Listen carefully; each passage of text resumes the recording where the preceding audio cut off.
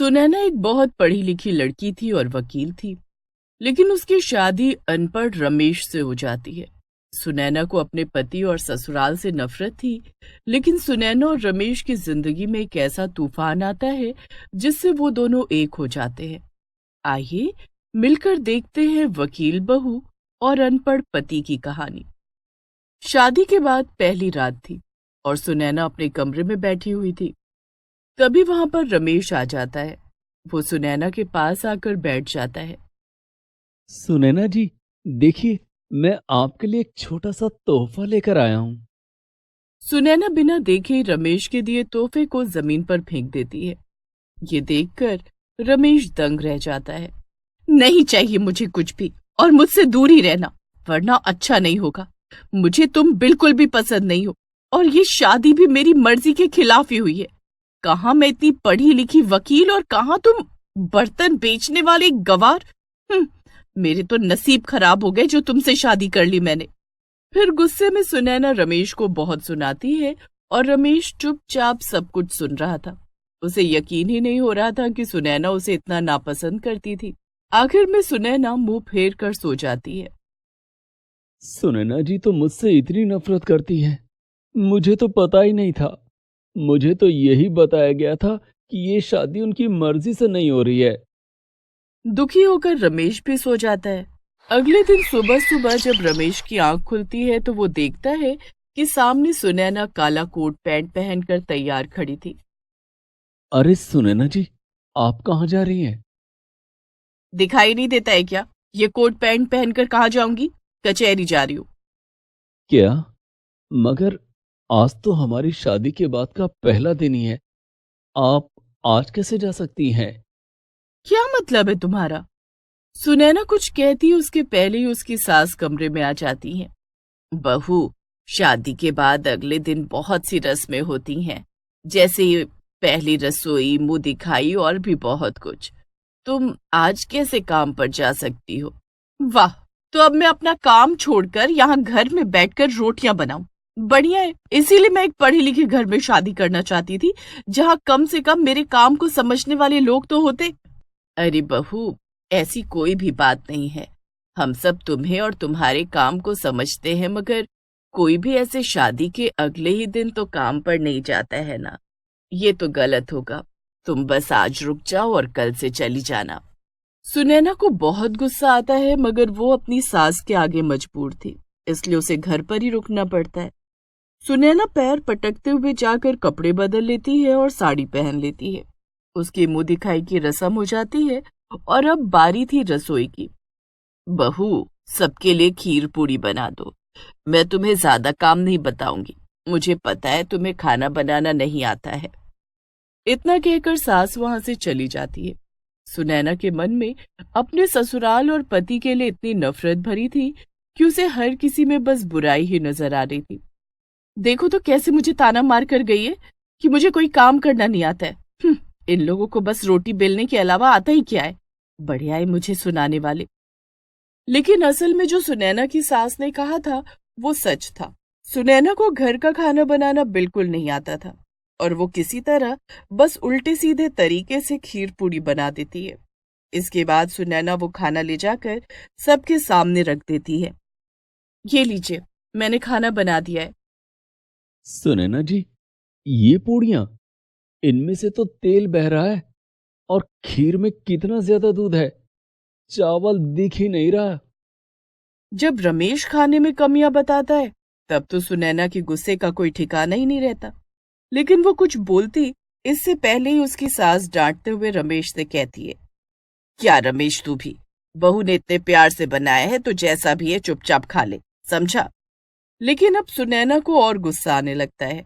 मैंने इतनी पढ़ाई इसलिए नहीं की थी कि मैं घर के काम करूं और दूसरों के लिए खाना बनाऊं। समझ में आया तुम्हें? लेकिन तुम तो अनपढ़ हो और बर्तन बेचते हो। भला तुम्हें पढ़ाई की कीमत क्या ही पता होगी। सुनैना ये बोलकर गुस्से में अंदर चली जाती है, लेकिन उसकी इन बातों से रमेश, उसकी माँ और पिता को बड़ा दुख होता है। माँ, मगर मैंने तो ऐसा कुछ भी नहीं कहा था। चिंता मत कर रमेश, ये शादी उसकी मर्जी के खिलाफ हुई है, इसलिए बस वो थोड़ा नाराज है हम सब से। लेकिन समय के साथ वो ठीक हो जाएगी, तुम चिंता मत करो। ठीक है माँ। ऐसे ही कुछ दिन बीत जाते हैं और सुनैना अपने काम पर जाने लगती है, लेकिन अभी तक उसके मन में अपने ससुराल वालों के लिए नफरत भरी थी। वो सब सुनैना को खुश करने के लिए चाहे कुछ भी करते, सुनैना को सब कुछ बुरा ही लगता। एक दिन रमेश अपनी बर्तन की दुकान पर बैठे बैठे सोच रहा था। अगर मैंने कुछ अच्छा किया होता और अच्छे से पढ़ाई लिखाई करी होती तो शायद सुनैना मुझसे खुश रहती, मगर मैं एक नकारा बर्तन बेचने वाला बनकर रह गया। अब मैं क्या करूं उसे खुश करने के लिए। रमेश ये सब सोच ही रहा था कि तभी दुकान पर उसकी माँ निर्मला आ जाती है उसके लिए टिफिन लेकर। अरे बेटा, क्या बात है, इस सोच में डूबे हुए हो? क्या बताऊं माँ, बस सुनैना के बारे में सोच रहा था। अरे बेटा, तू चिंता मत कर, मेरे पास एक अच्छा उपाय है। क्या? वो क्या माँ? अरे बेटा, एक हफ्ते बाद करवा चौथ है और सब लड़कियां करवा चौथ के लिए खुश होती ही हैं और पति उनके लिए अच्छे तोहफे खरीदते हैं। तो एक काम कर, तू सुनैना के लिए आज ही एक सुंदर साड़ी खरीद कर ले आ और उसे करवा चौथ पर वो साड़ी पहनने को बोल। ये देखकर सुनैना जरूर खुश हो जाएगी। आखिर तोहफे पाना तो सब लड़कियों को पसंद होता है ना। हाँ माँ, ये अच्छा विचार है। सुनैना जरूर खुश हो जाएगी इससे। इसके बाद निर्मला रमेश को टिफिन देकर घर चली जाती है और रमेश दुकान बंद करके साड़ी की दुकान पर साड़ी खरीदने चला जाता है। वो एक अच्छी सी साड़ी पसंद कर लेता है और उसे लेकर सीधा घर पहुंच जाता है। सुनैना, सुनैना, कहाँ हो सुनैना? सुनैना अपने कमरे में बैठकर कुछ फाइलें देख रही थी, लेकिन वो रमेश की आवाज को सुनकर भी अनसुना कर देती है। रमेश कमरे के अंदर आता है और सुनैना से कहता है। क्या सुनैना, कितनी देर से तुम्हें आवाज लगा रहा हूं और तुमने जवाब ही नहीं दिया। मुझे तो लगा था कि तुम घर पर हो ही नहीं। मैंने तुम्हारी आवाज नहीं सुनी। और क्यों बुला रहे हो मुझे? देखते नहीं मैं जरूरी काम कर रही हूँ? तुम्हारी तरह पूरा दिन दुकान पर बैठकर मक्खियां नहीं मारती हूँ। ये सुनकर रमेश को बुरा लगता है, लेकिन वो फिर भी सुनैना से कहता है। ऐसे क्यों कहती हो सुनैना? देखो, मैं तुम्हारे लिए क्या लाया हूं, एक तोहफा। क्या? कैसा तोहफा? रमेश सुनैना को अपनी लाई हुई साड़ी खोलकर दिखाता है और उससे कहता है। सुनैना, एक हफ्ते बाद करवा चौथ है और मैं तुम्हारे लिए ये साड़ी लाया हूं। तुम उस दिन यही पहनना। रमेश को लगा था कि सुनैना खुश होगी, मगर वो हंसते हुए कहती है। मैं, और वो भी ऐसी देहाती साड़ी पहनूंगी? कभी तुमने मुझे ऐसी साड़ियां पहने हुए देखा भी है? अरे मैं सिर्फ अच्छे मॉल से लाए हुए कपड़े पहनती हूँ, समझे? और तुमने ये कैसे सोच लिया कि मैं तुम्हारे लिए ये करवा चौथ का व्रत रखूंगी? मैं पढ़ी लिखी हूँ और एक गंवार आदमी के लिए मैं ये कभी नहीं करूंगी। हाँ, कोई पढ़ा लिखा होता तो बात कुछ और होती।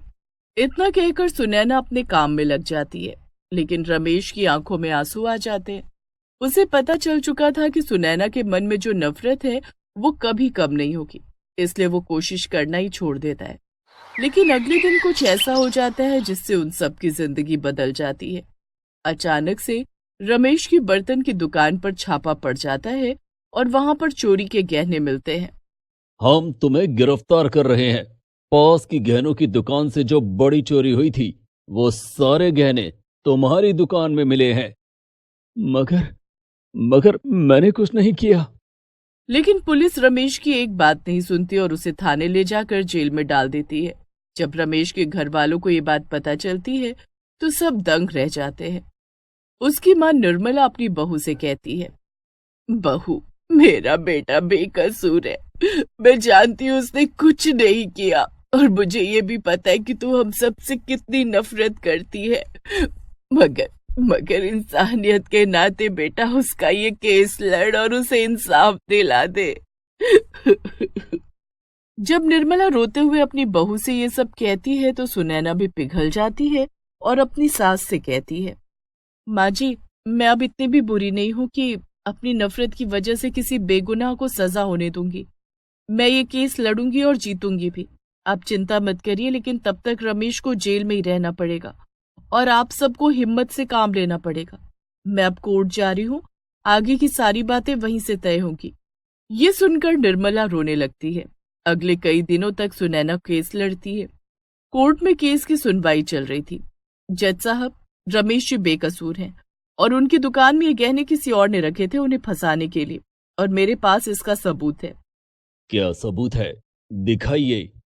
सुनैना कोर्ट में एक सीसीटीवी कैमरे का वीडियो दिखाती है जिसमें दो लड़के रमेश की दुकान में गहने छिपा रहे थे, और इससे ये साबित हो जाता है कि रमेश वाकई में बेकसूर था। लेकिन उसे कौन फंसाना चाह रहा था ये बात कोई नहीं जान पाता, मगर जैसे तैसे केस बंद हो जाता है। जेल से बाहर आने के बाद रमेश सुनैना से कहता है, सुनैना, शुक्रिया, तुमने मेरा केस लड़ा और मुझे जेल से बाहर निकलवाया। तुमने ये साबित कर दिया कि तुम मेरी पत्नी हो। लेकिन सुनैना गुस्से में कहती है, बस बस, मैंने ये सब इसलिए नहीं किया क्योंकि मैं तुम्हारी पत्नी हूँ, बल्कि इंसानियत के नाते किया, वरना मैं आज भी तुमसे उतनी ही नफरत करती हूँ। कोई बात नहीं सुनैना, चाहे कुछ भी हो, मैं तो तुमसे हमेशा प्यार करूंगा। रमेश ये कहकर वहां से घर चला जाता है और सुनैना कोर्ट में कुछ फाइलें देखने लगती है। लेकिन तभी उसे दो लोगों के बात करने की आवाज सुनाई देती है। अरे ये सुनैना कैसे जीत गई? हमने इतनी अच्छी साजिश रची थी उससे बदला लेने की और उसके पति को फंसाने की। उसने हमारे गुंडे दोस्तों को मारामारी में अंदर जो करवा दिया था। हाँ, किस्मत अच्छी थी उसके पति की, इसीलिए बच गया। लेकिन अपना बदला तो अभी भी अधूरा ही है। ये सुनकर सुनैना दंग रह जाती है। क्या इसका मतलब ये सब मेरी वजह से हुआ? मेरी वजह से रमेश को जेल में रहना पड़ा? तभी दूसरा आदमी बोलता है, अरे वो छोड़ो, सबसे बड़ी बात तो ये कि उसके पति को ये सब पता चल गया था कि हमने उसे फंसाया, और इस सब में उसकी बीवी की गलती थी। फिर भी अभी मैंने उसे बार बात करते हुए सुना और उसने सुनैना को कुछ नहीं बताया। है ना अजीब बात? हाँ, है तो सही। लगता है प्यार में पागल है बेचारा। फिर वो दोनों आदमी वहां से चले जाते हैं। इन दोनों को तो मैं बाद में देख लूंगी, लेकिन पहले मुझे रमेश के पास जाना होगा। मैंने उनके साथ कितना गलत किया और वो लोग कितने भले आदमी हैं। कल करवा चौथ है और अब मैं उनके लिए व्रत भी रखूंगी और उनके लिए वो साड़ी भी पहनूंगी। अगले दिन सुनैना सुबह जल्दी उठ जाती है और व्रत रखती है। ये देखकर रमेश और उसकी माँ निर्मला दंग रह जाते हैं, और पूरा दिन व्रत करने के बाद रात में सुनैना रमेश की लाई साड़ी भी पहनती है। रमेश जी, मुझे माफ कर दीजिए, मुझसे जो भी भूल हुई उसके लिए। लेकिन अब मैंने आपको अपना पति मान लिया है और अब मैं भी एक अच्छी पत्नी बनकर दिखाऊंगी। ये सुनकर रमेश सुनैना को गले लगा लेता है और वो सब खुशी खुशी रहने लगते हैं।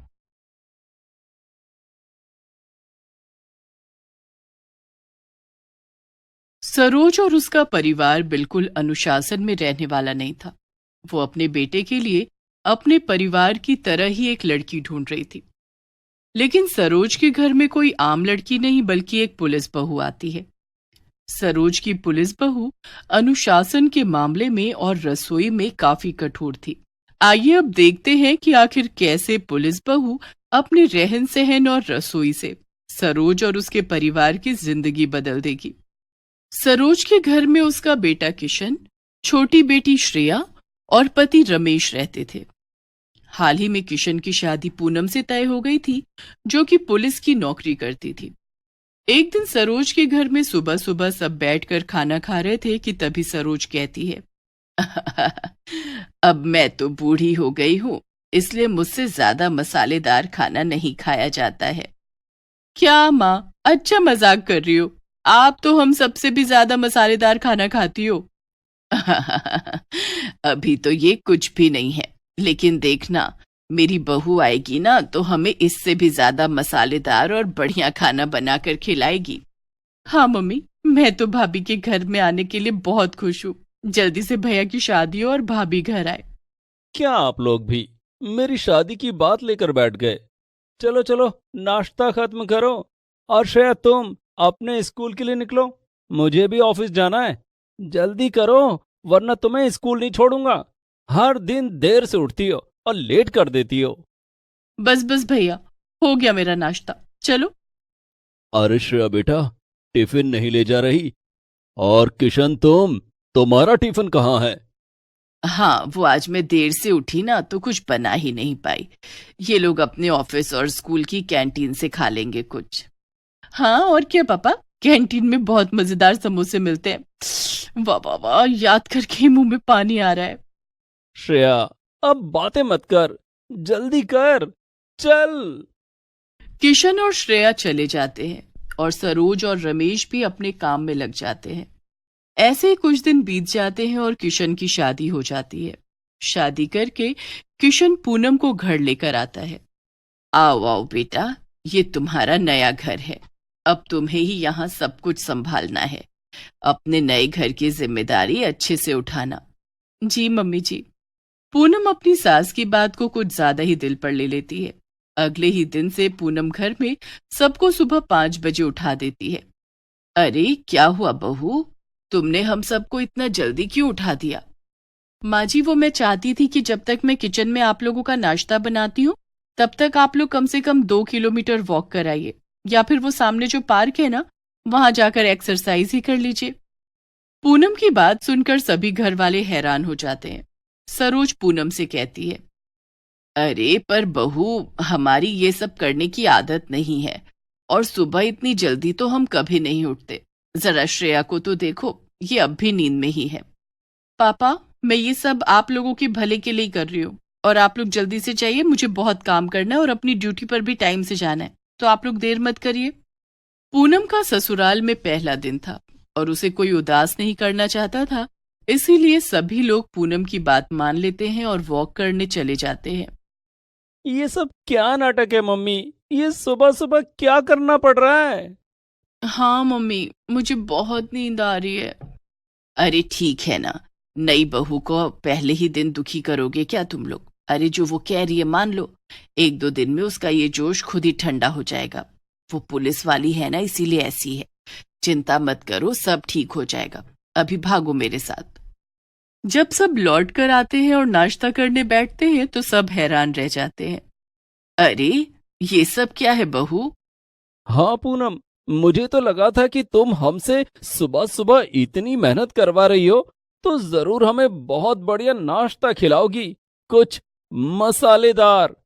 लेकिन ये तो सिर्फ दलिया और सलाद है। अरे तो इसमें क्या खराबी है? आपको पता भी है कि सुबह सुबह केवल हेल्दी और हल्का नाश्ता ही करना चाहिए, जैसे फल वगैरह। तो भाभी, क्या आपने चाय भी नहीं बनाई? नहीं श्रेया, चाय सेहत के लिए बहुत खराब होती है, इसीलिए मैंने चाय की जगह ग्रीन टी बनाई है। और साथ में अगर किसी को ग्रीन टी ना पीनी हो तो वो नींबू पानी पी सकता है।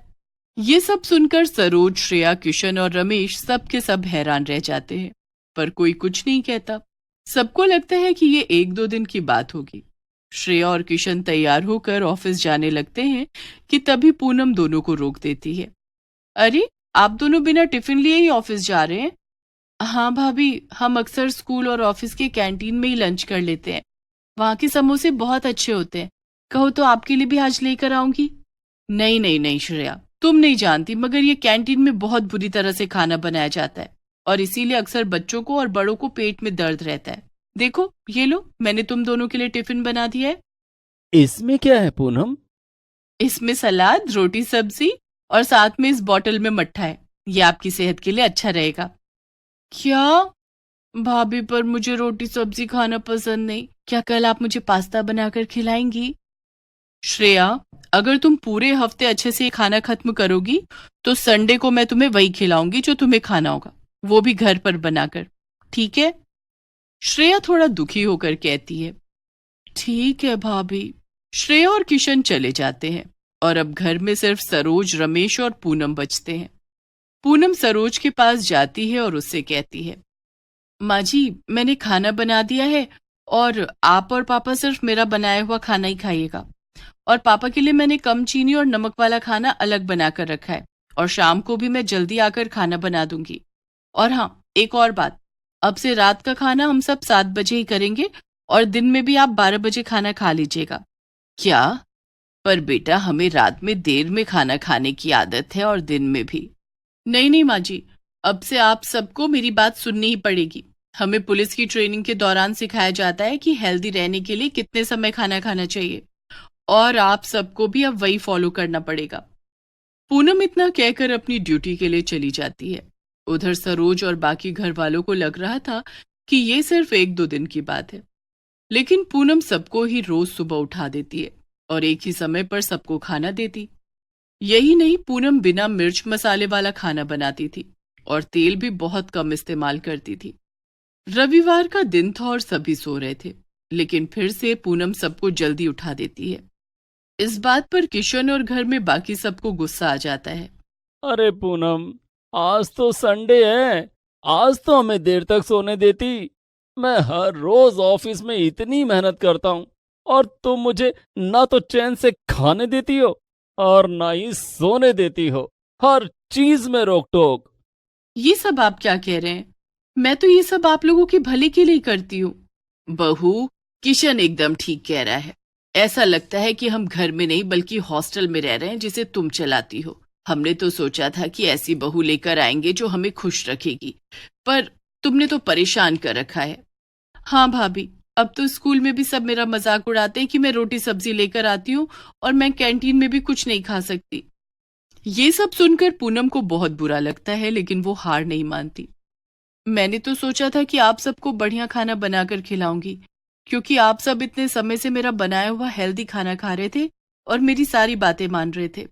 लेकिन आप लोगों को तो अब सजा लग रही है, तो ठीक है, फिर सजा ही सही। मैं आज भी वही सब बनाऊंगी। आप लोग जल्दी से जाकर पार्क में एक्सरसाइज करके आइए बस। पूनम इतना बोलकर किचन में चली जाती है। माँ, ये क्या किया आपने? अगर आपने पूनम को कुछ कहा ना होता तो कम से कम आज तो हमें अच्छा खाने को मिलता। अरे मैंने क्या किया भला? तुम सभी उसे बोल रहे थे, मैंने तो तुम लोगों का साथ ही दिया।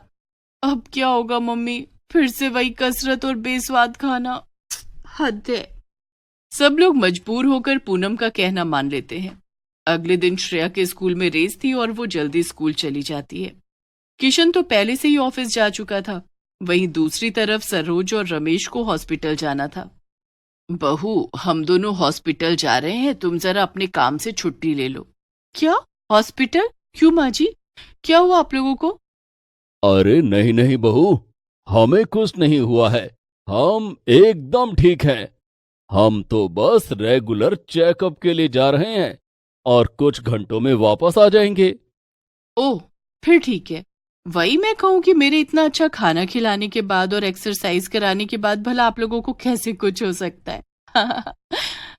इतना कहकर पूनम अपने काम में लग जाती है और रमेश और सरोज बाहर चले जाते हैं।